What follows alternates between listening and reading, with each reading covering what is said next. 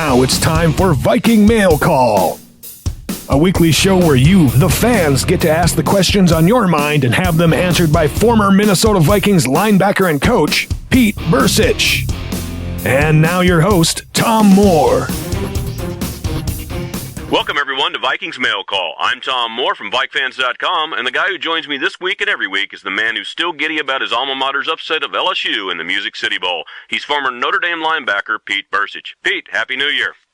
Happy New Year to you as well. The season's over. It just goes by so quickly, you know. And when I play, it seemed like it took forever. When I coached, it took even longer. Now doing the games and calling the games, man, the season just flies by. I'm going to miss it. It's amazing that it won't be for another, 7 months or so before we get back on the horse. So let's just pray for a quick off season. Well, the good news is we get to revisit a little bit tonight. And, you know, Pete, over the last 6 weeks, we had some pretty notable guests on the show, like Warren Moon and Mike Morris and Robert Smith and Leroy Horde. And then we followed up with John Randall and Chris Walsh and Brad Johnson. And just 5 days ago, you, in fact, were at TCF Bank Stadium calling the season-closing win of the Vikings with your radio partner, Paul Allen. Now you find yourself on a Friday night with the likes of me. Sounds like your career is quite on the uptick. It's the off season, you know. It's just how it is.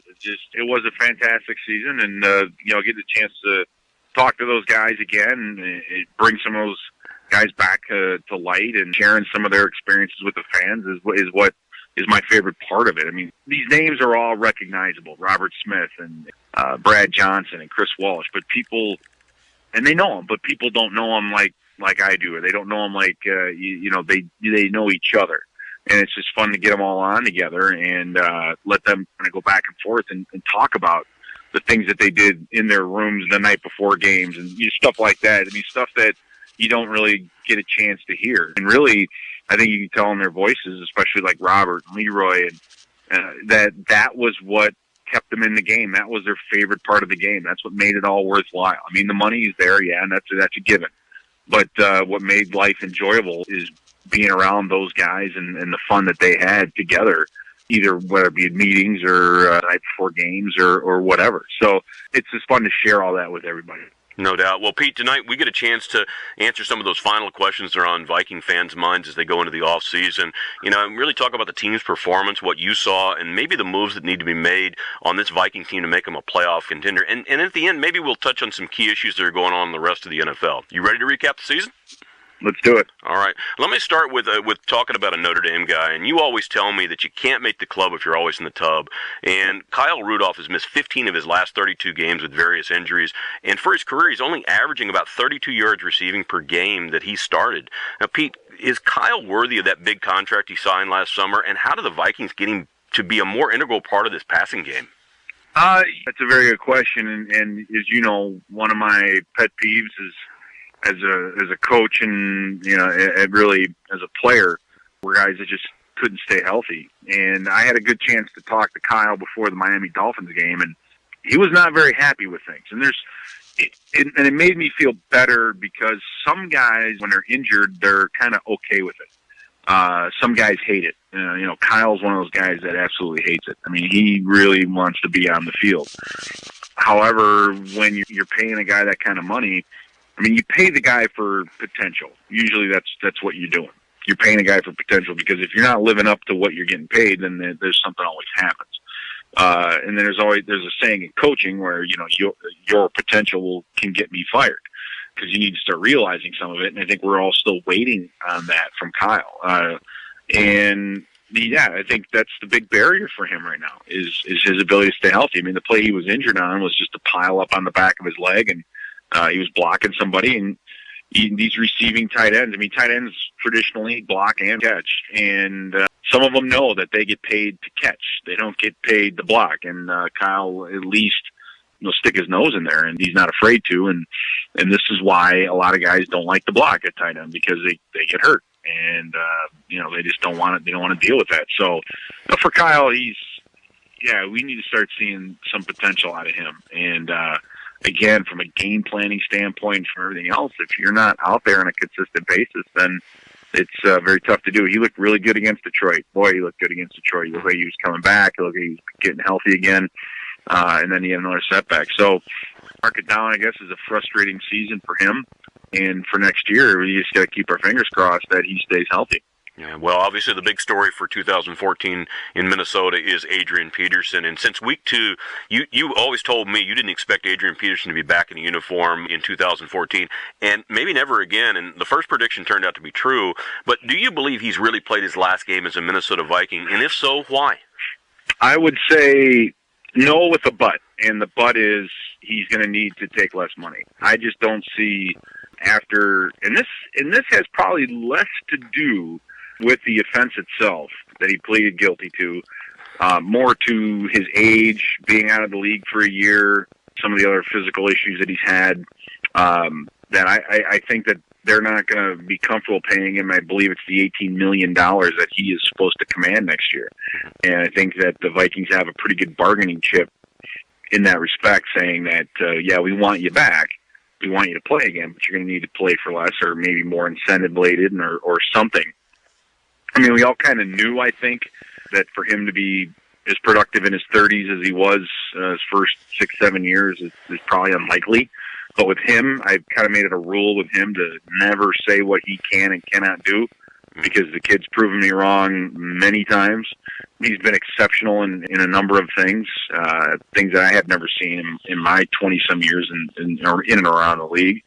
But I think if he does take the pay cut, that he'll be back. I think one of the things that really outlined that was as soon as the season was over, Zimmer had urged the NFL to make a decision on Adrian as quickly as possible.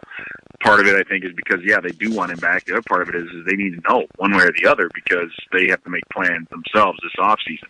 Your resources for scouting and things like that are limited. So you want to know whether or not you're going to have your running back. And if not, then you got to make a plan to find somebody. You know, it's funny. I think his cap number is just shy of $16 million for next year, and I'm wondering. You know, I don't think any team's going to pay him $16 million. Do you think that Adrian's the type of person that would realize that and say, I want to make my mark here in Minnesota, or is he likely to stick his feet in the ground and say, I'd rather go somewhere else for less money? I don't know. I really don't know. I know that the Cowboys have kind of toyed with, with him and him going back to Texas and everything else. At some point, I think we saw it with Matt Burke. We've seen it with Randall McDaniel. You've seen it with a lot of veterans that they play a majority of their career in one spot, and then right at the end or toward the end, they need a little bit of a change of scenery. And the change of scenery is important for a number of reasons, because it's a fresh start. It's a new group of guys. You feel the pressure to go out and prove yourself all over again, that you still deserve to be playing, that you're not washed up. And that change of scenery can be really beneficial, and it can add a couple more years to guys' careers. It's a guy like Jim Kleinsasser who never played anywhere else. I think if Jimmy was going to continue to play, he would have had to, or would have wanted to go maybe somewhere else for just a year or two. So I would assume, all things being equal, that Adrian will want to be back. I think the performance of our quarterback, Teddy Bridgewater, would be a positive. I think him seeing what the defense did. I mean, he knows that this team's getting better. He knows that this team has an infrastructure, at least in the coaching side, and definitely at some key positions on offense that are set. And those things are all good. It's not a rebuilding year. It's not a new head coach. It's not a new quarterback. Those things have been settled. So I think for him, all those things are positive signs that he would want to come back. Yeah, well, I've often heard you talk to the guests on this season on the show saying you don't think the NFL is as good a game as it was when you played. And one of the things that's happened is Roger Goodell takes some heavy hits from fans and even players who don't seem to be that happy with the direction he's taken the NFL.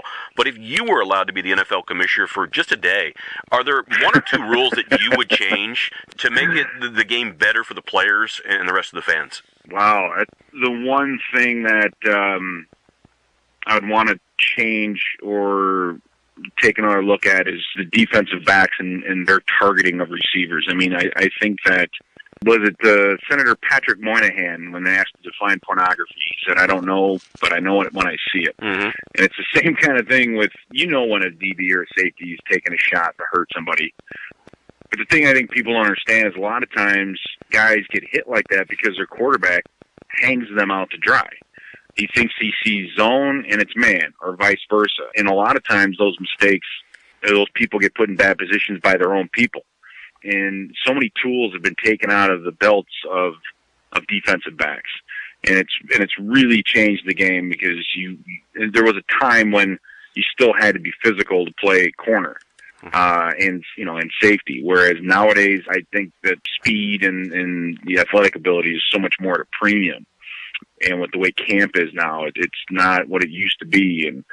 But I just would like to see, or at least allow defenses to be a little bit more physical. And I don't mean by tackling and things. I'm talking about illegal contact, stuff like that. Let those DBs be a little bit more physical on the outside. I think it would make for really a better game, because the game to me looks like it's heading more toward college, where you just have a single back quarterback and a shotgun. You run the option, and then if it's not there, you throw it. And you run all the whip screens and all these things where you're just throwing the ball, getting it out on the edge, and trying to let a guy do something in space. I mean, it's turned into a track meet, so to speak. They're trying to make plays into punt returns instead of offense, and that I just don't like it. I don't like the college game for the most part, the way it's played and how it's coordinated. And I just don't like to see the NFL kind of heading in that direction. Well, you're talking about defense. We talked to Carl Ella the other day. He's all for bringing the head slap back. How about that? Yeah, the head slap, I don't know if that needs to come back, so to speak. They've done some rules and changed rules for player safety, which I think is a good thing. They haven't changed the core of what offensive and defensive linemen can do too much. It's kind of what you can do with the quarterback has changed. And when I think when these rules first started coming in, it was to protect the quarterback, because people pay money to see Tom Brady play. They pay money to see Eli Manning play. They don't pay money to see a backup quarterback play. So you don't want backup quarterbacks in there unless you absolutely have to. Right. It started that way, and I think it's kind of continued to grow and expand, and now I think you're kind of in that gray area now where is it too much? And there's player safety and concussions and all that stuff involved as well.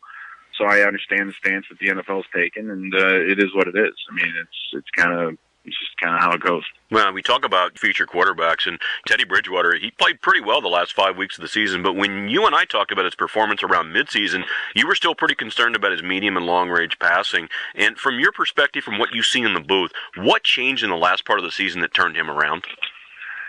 He developed touch. Against the Bears, he threw a couple touchdowns in the corner of the end zone, one of which should have been a touchdown, that wasn't.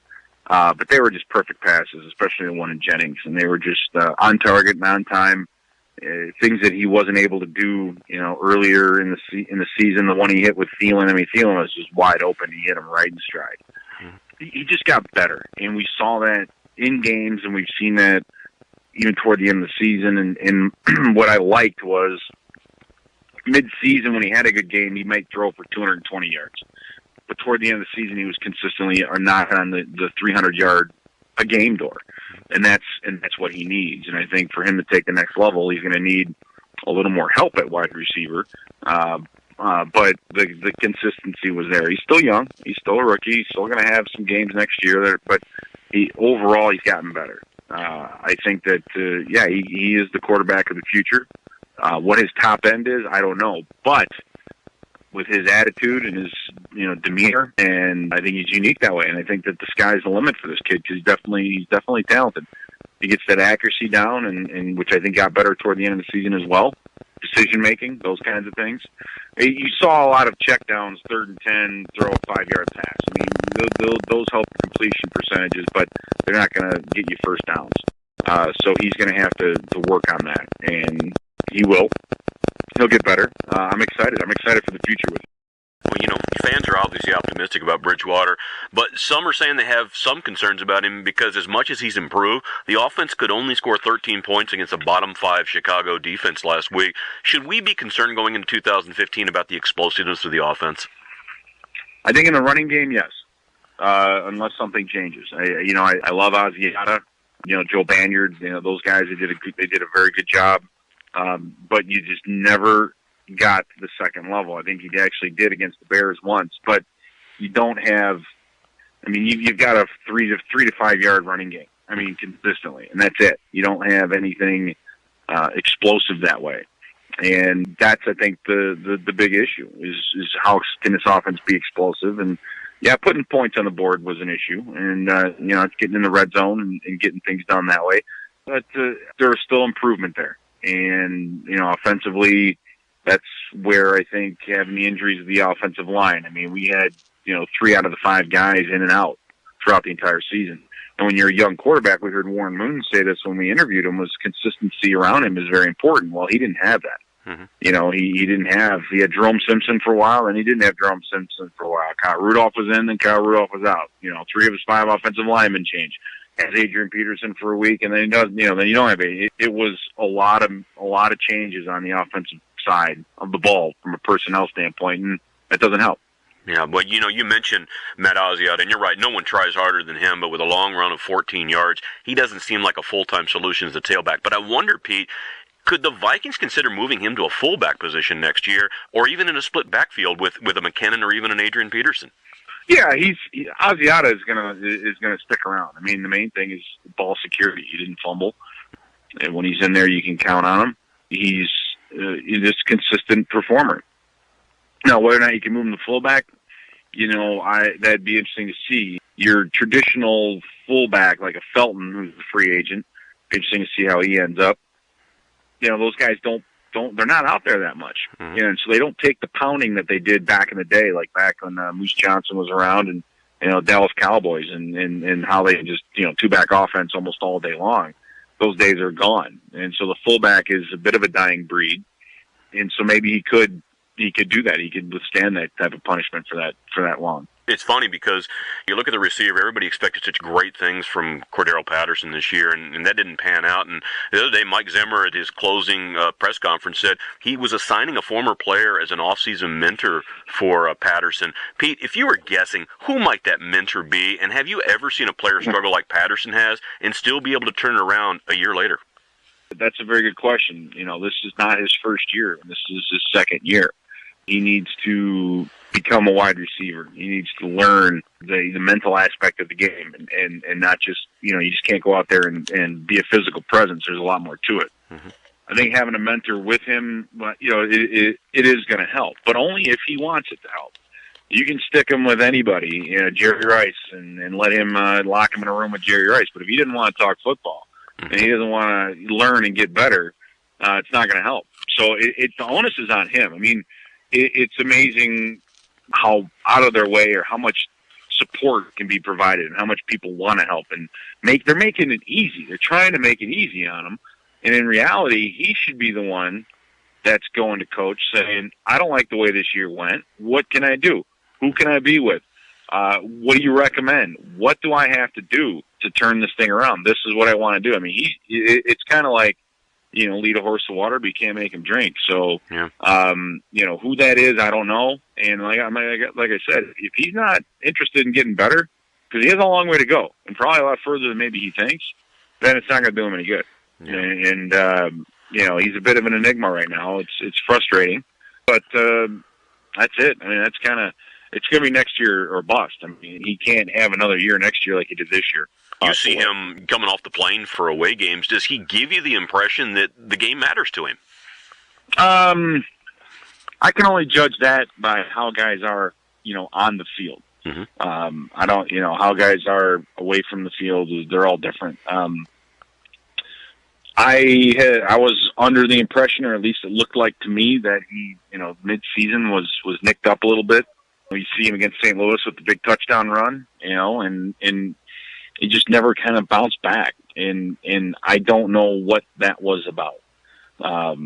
He had plenty of chances. I mean, if you are Cordero Patterson and you're out there on the sideline and you're watching Adam Thielen out there running routes and you're watching Jarius Wright out there running routes, you should be offended. You should be pissed off. You should be walking over to your coach, George Stewart, and saying, what the hell is going on here?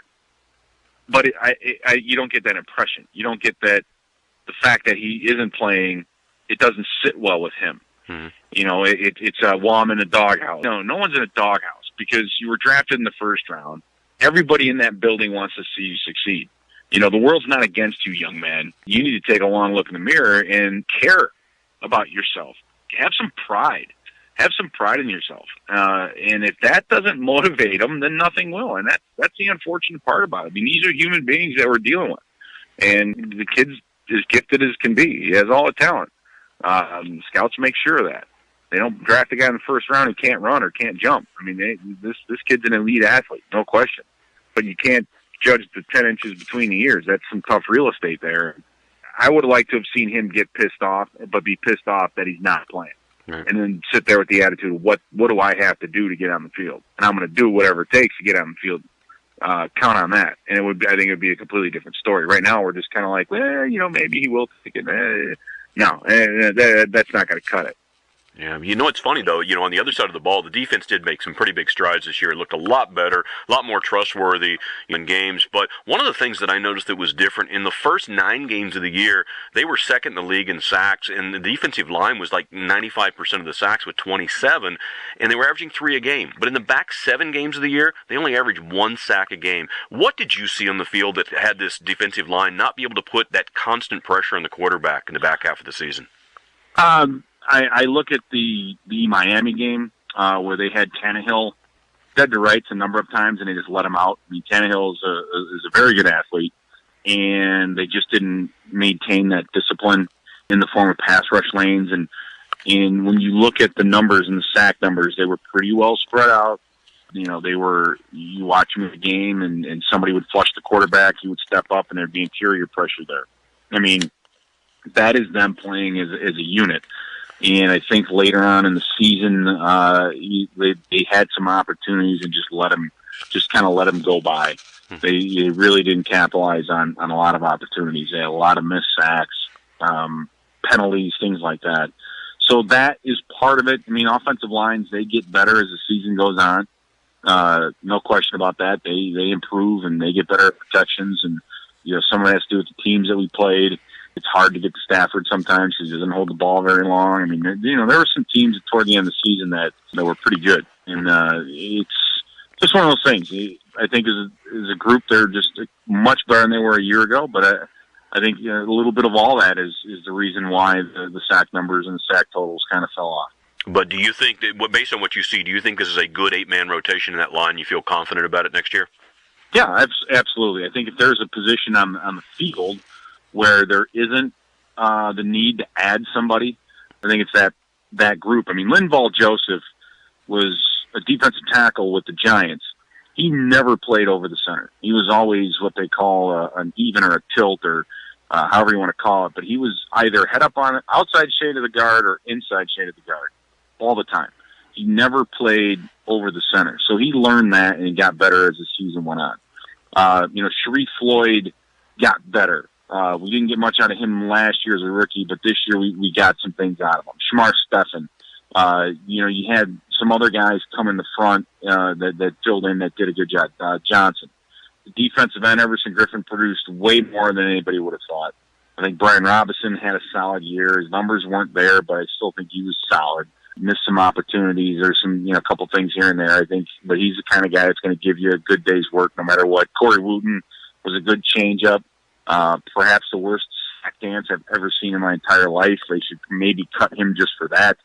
That robot looked like he was on steroids or something. I don't know what it was. Yeah, that was horrible. It was the worst ever. And so that group there, if that room was the same next year, I wouldn't have any problem with it at all. I think that, do you always want to add talent to that position? Mm-hmm. Absolutely. But as far as needs go, if you want to start getting into that conversation, then I don't think D-line is a position in need at all. Well, one of the things you helped me transition to perfectly is with all the off-season player movement we're likely to see on this team and other teams, I wanted to conduct one of our rapid-fire sessions on Viking players on the roster and get your opinion on whether you think they will be back for 2015. You ready to go? Sure. Chad Greenway. No. Unless he takes a significant pay cut, I don't think he'll be back. He's had a hell of a season. His dad passed away, injuries, those kinds of things. And, would you want him around? Absolutely. But I think, that he's getting a little long in the tooth. Mm-hmm. And that's going to have to be addressed. So we'll see. And does Captain Munnerlyn get a second year of his contract? Yeah, absolutely. I think so. I think Captain Munnerlyn will get another year. He'll be hard to replace. I mean, he was the number 2 corner. Josh Robinson's the number 3. So there's really nobody stepping on his toes, I think, to push him or, threaten him in that respect. So yeah, Captain Munnerlyn, I think, will be back. Tom Johnson's a free agent. Do we re-sign him? I would like to. I mean, you never know, though. I mean, someone could step up and pay Tom Johnson some sick money. Second on the team in sacks. I believe he ended the season with 5 or 6 as an interior lineman. I mean, that's the only thing that would keep me from thinking he'd want to come back, is that somebody may step up and pay him a lot of money. And this isn't a question about whether he'll be back on the team, but do you think he'll be back as a starter? And that's Robert Blanton. No, I think Robert, he could. I mean, again, I'm saying all things being equal, Robert could go out and have a great offseason and come back and be a better player and continue to play that position. But I think that's another position where they're going to look hard at free agent and draft pick. I think that the other safety position is a place for improvement. How about Matt Castle as a backup quarterback? I think that they'd like to have him around and keep him around. I mean, him being on IR limited the amount of time that he could spend with Teddy. And, you need a veteran quarterback in this league. I mean, we had Ponder start a game. I mean, you got to have a backup. And Castle, we're familiar with. The players are familiar with. I think he'd be the ideal guy to have behind Teddy Bridgewater. At $2.5 million a year, is Charlie Johnson back? That's of the offensive line. I think he'd be the big question mark. I think that Brandon Fusco just got paid. Unfortunately for him, his injury occurred this year, and I say that only because had it happened last year, he never would have gotten the money that he did. Mm-hmm. That's just how it is. So, Phil Lodeholt, Sullivan is healthy all season. I think he had a very quiet but a very good year. Khalil, we all know Khalil. I mean, I think he'll be back just because you just can't find someone to replace him unless you draft, first round or very high in the first round again. Charlie Johnson may be the one guy that is a bit on the bubble, because you can find guards later in the rounds, and he might be the one of the 5 of the offensive line that's going to be fighting for his life a little bit. Now, this one may be a little bit of a surprise, and it's a rookie. It's safety Jabiri Price, who, you may not have heard this, he was arrested on DWI charges in Hennepin County on Monday after the final game. Does that type of an action get him tossed off the team? It might.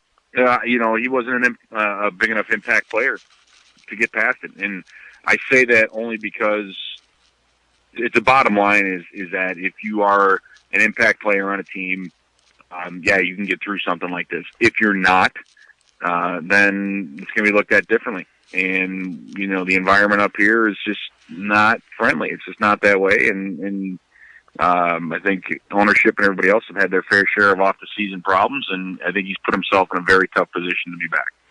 Well, Greg Jennings is really a number 2 receiver, but I think he's relatively important for Teddy Bridgewater's development. Will Greg be back with his big contract? I think so. I think just by default, you don't really have. Who else do you have? Yep. Who else is out there? And I think toward the end of the season, his rapport with Teddy got better. It was amazing before when we had Ponder how he no one looked his way, and then when Castle came in, all of a sudden Jennings got productive again. And I think that Teddy has found a comfort level with him as a receiver, and I think Greg will be back. It's interesting because at the end of every season, it seems like we get a glimpse at Audie Cole, and he plays really well. Do you think he gets a true shot at a starting position, or is Audie Cole, is he a bad practice player? Why does he not get on the field unless there's an emergency? It's a good question. When he's out there, he always plays very, very well. Is he lacking in some aspect of size or speed or something like that? The thing that stood out to me with him in his big contrast, let's say at Chad Greenway, is just how he tackled. Mm-hmm. When he hit Forte went backwards, and people stopped in their tracks when he was hitting them. He missed one tackle in the open field. That was the only bad play that I saw. Whether or not he had mental errors in between, we don't know. But he brings a physical presence now, and do they think he can sustain that for 16 games? That's a big question. Mm-hmm. I go back to my playing days. They knew I could start 2-3 games maybe here and there and be okay, but would they want to go into the season with me as a starter, as a 16-game starter? Probably not. Mm-hmm. So I don't know if he falls into that category. What he does bring is if they do not draft anyone, And if they do not get a free agent at linebacker for whatever reason, then I think he might be in position to give somebody a run for their money and get a good look at starting. So, we'll see how that goes. But I think Audie Cole finished the season on a high note. And, again, it was the last game of the year against the Bears, blah, blah, blah. It's a little bit of a difference between that and playing on a playoff caliber team. It is a big difference. Yeah. Well, is middle linebacker Jasper Brinkley, is he a one and done candidate, or is he back next year? I think it's the exact same situation. I think that he played well enough to come back. I do think, though, if they have a chance early in the draft to find somebody that can play the middle position, they might just go for it. Or if they can find themselves a free agent somewhere, that would be a position that I think that they would look to bring somebody in. Does that mean Jasper won't be on the team? No, absolutely not. You need depth. Can he play special teams? He has in the past. So I think Jasper will be around. It's funny, this time of year players are going to be coming and going, and, we heard that Kyle Orton of the Bills, he just walked away. He walked into a meeting with the coaches and never came back to the locker room, and at 32, he was done. And I know that you played 7 seasons in the NFL, with 2000 being your last NFL season. And I wanted to know, from your perspective, what tells a player that they're done, that they don't want to take a shot with another team, they just want to be done? I think it's a combination of things. And let me say this, very, very few players, very few, get to pick when they're done. Most of the time we're done because no one else wants you. Or, you know what I mean? You're done because the league is done with you. So very few players have that opportunity to step in and do that. I think at the end of a season, to ask someone whether or not they're going to retire is the worst time, because that's where you feel the worst. Mm-hmm. I mean, that question needs to be answered in March when you start feeling better again. Football's kind of in the air again, and these guys want to kind of, you want to get back into it, what you've done for years and years and years, and you start feeling it again, and maybe make the decision to come back. For Orton, sometimes guys have enough, and there may be physical things behind it. I know, you look at Robert Smith and his early departure from the NFL. I think that had a lot to do physically with how he was feeling, but a lot of it too it was mental. I think Robert was done. He was tired of playing. It just wasn't there anymore. To put yourself through that kind of abuse for an entire year, it takes a certain mindset. And if you're not willing to lay it out on the line, you're not willing to do that, you're not going to want to come back. Now, some guys don't care. I mean, some guys will come back and half-ass it and say, if I make it, I make it. If I don't, I don't. But some guys have pride in what they do, and they don't want to just ride off into the sunset. They don't want to be put to pasture, so to speak. They want to finish on top or finish good or feeling good. Because we've all known guys that have hung on for a year or two too long. You know what I mean? Yeah. They're just it's just time for them to go. But for Orton, who knows? I mean, being away from family, there comes a point in time where you just had enough. It'd be interesting to see in March if he changes his mind a little bit. He's still feeling the same way. But you never know. You don't know there could be personal things. There could be a lot of other things that would cause him just to do that. Yeah. Well, as we close out this evening, I wanted to take you elsewhere in the NFL, and specifically about the original suspension of Lions defensive tackle Ndamukong Suh. He was later fined in an appeal for stepping on Packers quarterback Aaron Rodgers during the season finale. What do you think about his penalty, whether it be the suspension or the fine? And did you think this was much ado about nothing, or the right signal to send to Suh? I think here's the thing. Ted Cottrell is the gentleman in the NFL that determines that. And Ted, I worked for Ted for a number of years, and I know Ted very well. It's the history. And a guy like Ndamukong Suh has to understand that if it may have been somebody else who had a crystal clear, clean record, they may have fined him lightly or slap on the wrist. But everything that he does is going to be looked at under a microscope. And his word is not going to be regarded, I don't think. But I think what Teddy did is thought of the big picture and said, you know what, losing a guy like him in a playoff situation hurts the league. It hurts a lot of things. Not that they let him get away with something, I don't think. I think they just looked at it, a little bit differently. It was the week right after he got off being on the watch list, so to speak. You know what I mean? Mm-hmm. And, I like the decision that Ted made, and get in his pocketbook. Don't let him off scot free. But it's funny how it only took him a week to get back into trouble after he gets out of trouble. Well, I gotta imagine you're thinking to yourself, how many times at Notre Dame or in the NFL you got stepped on and there wasn't one flag or fine coming your way? Well, yeah, or how many? It's slap a quarterback number on your back and maybe you would have got it, right? Well, that's the thing, and that's you talk to some of the old timers, and you talk about how the game has changed throughout the years, and for sure that's one of the things that's changed. I mean, that used to be part of the game. I mean, that was it. I mean, it was stepping and biting and clawing and spitting, and it's a kinder, gentler league. It doesn't help when you have 20 cameras watching the action. You really can't get away with anything. Well, with that brings a close to this week's edition of Pete Bercich's Viking Mail Call. And, Pete, you've got some special plans for the off-season for this program as we come forward. You want to give the fans a little hint about what's coming in the next few weeks? Well, we're going to get Robert Griffith and Corey Fuller together for sure. We have aims to getting the old offensive line from the 90s together the best we can. I'm looking forward to bringing people together in this format, to having teammates together on the radio and letting them talk about the old days and the old times. And, again, giving the fans a little different perspective on things. Tom Muir's dialed into who's in the pipeline.